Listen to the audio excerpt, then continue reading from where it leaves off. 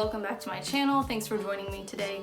As you can tell from the title, today's video is my June wrap up. I'm super excited for today's video because it was a good reading month and I've got a decent little stack here which I will show you. I've read these 6 plus 2 audiobooks, so I read 8 books this month, and there were quite a few in here that you will hear me speak about that were a little bit different, a little bit weird, a little bit left of center, which honestly has become my new favorite kind of book. So yeah, without further ado, let's get into it. All right, so first up in June was Sorrow and Bliss by Meg Mason. I heard somebody did a review on this. I think on Instagram. I'll put the post on the screen somewhere. And their review was so good and poetic and beautiful. I was like, sold. I have to go get that. Picked it up and wasn't really sure what to expect. The blurb basically just says that the main character is named Martha. She's recently turned 40 and she's going through something that sounds like a depressive state. I don't actually think that they use that word, but she's feeling off and she's feeling like her life is just kind of crumbling around her. Her husband has just left her, and so she's got to kind of pick up the pieces and figure out what to do. So this is not your typical page turner, but I did give it a 5 out of 5 stars. It's very good. It's not one of those books where, there's like a traumatic experience that happens and you slowly, throughout the course of the novel get closer and closer to the moment of, oh, this big thing happened and caused her to feel the way that she does. It's just like a general melancholy feeling. Martha was very relatable. I loved how deeply inside her head that you are. One of the really interesting things that it does is it doesn't use the word depression or anxiety or any one particular disorder. It actually puts a blank in, like a literal blank. Let me see if I can find it. Oh yeah, here it is. So I'll do a little close-up so you guys can see, but anytime that they mention whatever it is that she's been diagnosed with, they put a blank. So you don't get caught up in what the actual disorder is, you still focus more on how she's dealing with it. Because she doesn't comment on the actual disorder, because she doesn't name it or label it, you can focus more generally on a woman going through a struggle with her mental health, and I really appreciated that. It was a very intimate portrait of a woman on the edge. It kind of reminded me a little bit of Otessa Moshfegh's My Year of Rest and Relaxation. It's kind of a similar concept. You've got sort of like a middle-aged woman and she's going through a crisis, and then you kind of watch her dig herself out of it. So yes, very good. Next up was How to Stop Time by Matt Haig. I have read The Midnight Library, loved it, and so that is why I checked out How to Stop Time on Libby. It's for free on there. If you guys don't know, this video is not sponsored by Libby or anything, but you basically download the app and then you put in your local library card, and you have access through the app to everything that you would have access to at your local library, but from your phone, which is pretty convenient. So I listened to the audiobook of this one and it went by in a flash. It was one of those that I listened to like on 1.5 speed or whatever, because you want to know what happens. It follows a man named Tom. He basically ages very, very slowly. He has some sort of condition that causes him to age really slowly. I believe he's in his 400s. And so he's got lots of interesting stories to tell, as you can imagine if you were somebody who lived, during the time of Shakespeare. I will say I did guess the twist fairly early on. There's something about a particular character that just feels a little bit off. And so it wasn't like, a crazy plot twist that just completely knocked my socks off. I did kind of guess it, but it was still entertaining nonetheless. I really enjoyed Tom's insights into life and his struggles to kind of keep a family together, because how do you do that when you are, potentially going to outlive somebody, or maybe, you've passed on this condition to your children. So yes, overall it was what I give it. I gave it a 4 out of 5 stars, so I enjoyed that one. All right, next up is Our Wives Under the Sea by Julia Armfield. So I took this with me to Florida to be my beach read. I have a whole vlog on that trip if you guys are interested. I'll link it up in the cards. But I wanted something that felt a little bit weird, a little bit different, a little bit speculative, instead of, your just sort of typical cheesy beach read, and this pretty much fit the bill. There's a lot of body horror in here. I feel like I've talked about it so many times on my channel. I think there's videos that I've filmed that I haven't even uploaded yet where I'm still talking about this book. The storyline follows Miri and Leah has just resurfaced from a deep sea mission where she and 2 other crewmates were like 7 miles under the sea, basically just to observe whatever was down there, whatever creatures might be down there. But then their comm system goes dark, and all of a sudden they have lost all connection with everybody who's, you know, above the water. I'm not gonna spoil anything, but when Leah resurfaces, she is different. Something has happened. Something's going on with her body and with her mind. She starts drinking salt water. She wants to sleep in the bathtub, like with water in the bathtub. I would say it's light horror. It's not really, I wouldn't call it a horror novel, but it definitely gets a little weird there at the end. I loved it, definitely recommend it, but just be wary if you are queasy at all, then you might find it a little strange. Next up was another audiobook, and that was Lizzie and Dante by Mary Bly. This one, I think I heard Noelle Gallagher mention it on her channel. It's basically a romance. So you've got a main character, Lizzie. She ends up in Italy because of a friend. They sort of take a trip together, and she wants to just kind of spend a couple of months there chilling and enjoying her time, enjoying her life, the sunshine, the Italian food, the beaches, all that fun stuff. And without really even being interested in a romantic partner right now, up walks Dante, who is a very famous chef on the island of Elba where she's staying, and they kind of hit it off, fall in love. I wasn't obsessed with this one, I think, and I mentioned this on my channel before. I'm just maybe a little bit too cynical, maybe, I guess, for just like proper romance books, like where there's no other weird thing going on. I'm a little bit harsh with romances. I felt like they fell in love really fast. There wasn't a lot of like background or anything or like interests that they had in common that I felt like would even make sense for them to fall in love. I don't know. I do recommend if you're into romances and you just want something that feels like an escape. Next up is a book of short stories. This is Lesser Known Monsters of the 21st Century by Kim Fu.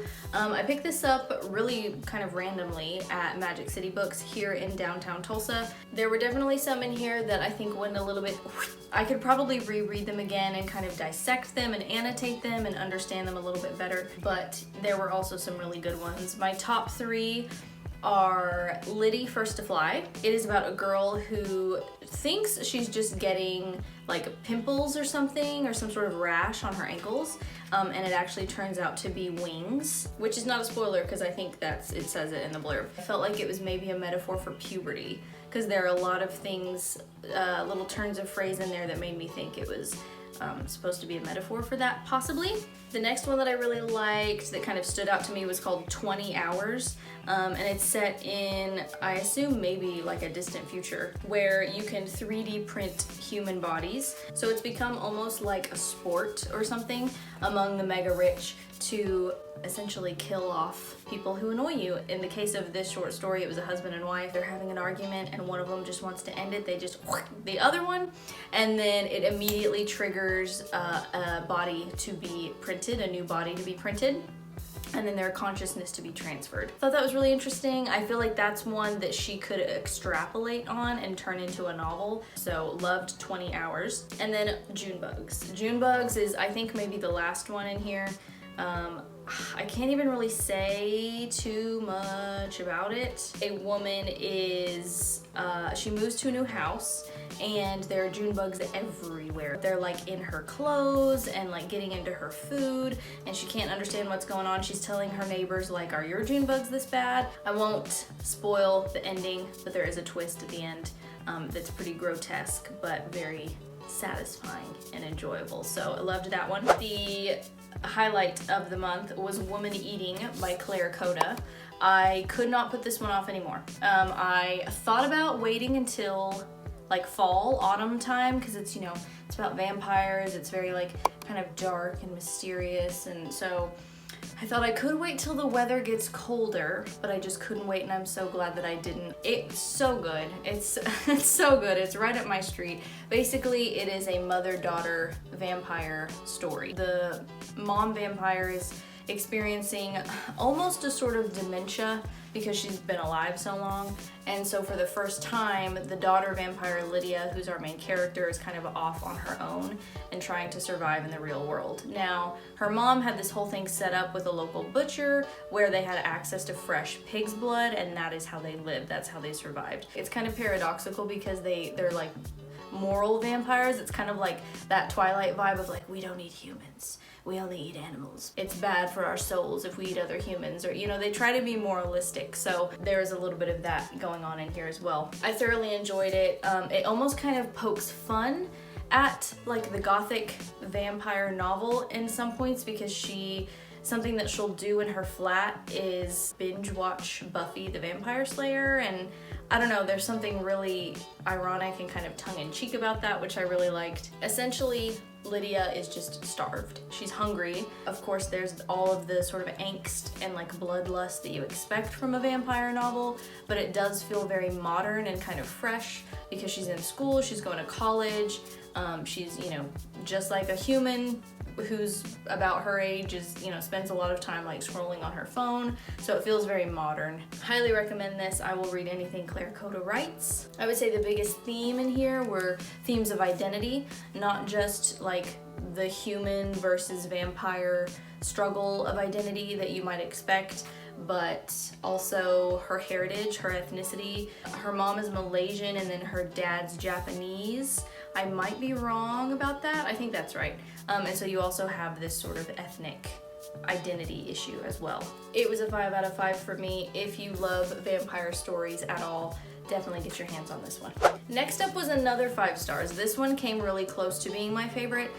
It's so weird and different. I don't know. It's a 5 stars, but it's very weird. It's The Dolores by Missouri Williams. I heard Jessie from Sunbeam's Jess talking about this on YouTube, and I think her last book wrap-up video, and I was like, what? Disclaimer, it's about incest, so if that grosses you out, then maybe don't read it, but it also grosses me out and I really enjoyed it. It's one of those weird books that does that. So basically a big cataclysm, apocalyptic type event, it has happened. We don't know what, it doesn't explain it, but everybody on Earth is dead. Humanity has passed away. I'll just read the blurb for you. I feel like that's gonna do a better job than I would. It says, in the wake of a mysterious environmental cataclysm that has wiped out the rest of humanity, a family descended from their incest cling to existence on the edges of a deserted city.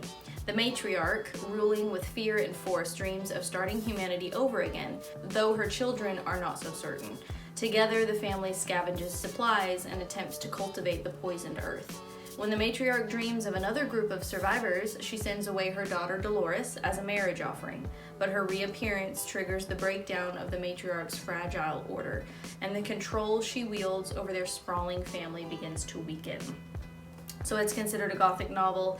It is very dark, it's quite bleak at times. I feel like this is one of those books that honestly deserves its like own video. I could probably sit and talk about it for like an hour. I would highly recommend this one, but it is very weird.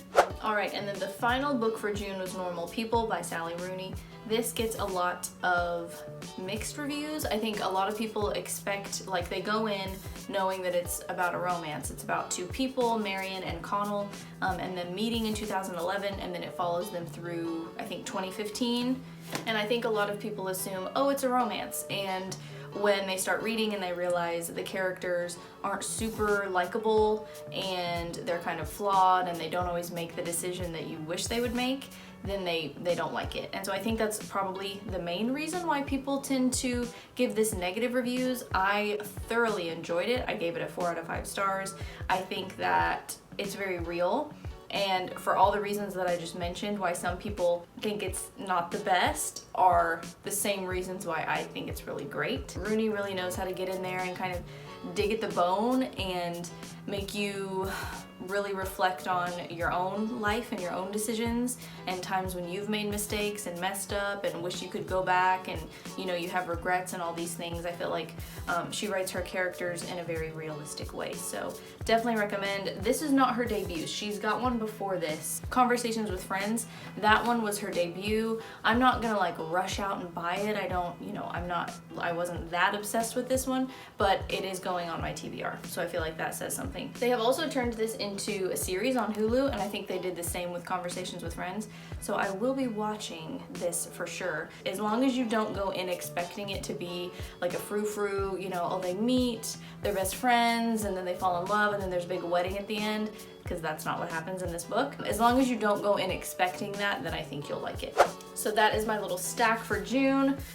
So those were the 8 that I read this month. You guys let me know if you've read any of these and what you thought, because there are definitely some unique, fun ones in here. And then tell me what you're reading for July as well. I want to know, because I'm gonna be stuck in the car for like many hours on my way to Colorado, because my boyfriend and I are headed out in just a couple of days to go to Colorado Springs for a little summer vacay. I'm very excited. Let me know what you guys are reading, and thanks for watching. I will see you guys next time. Bye.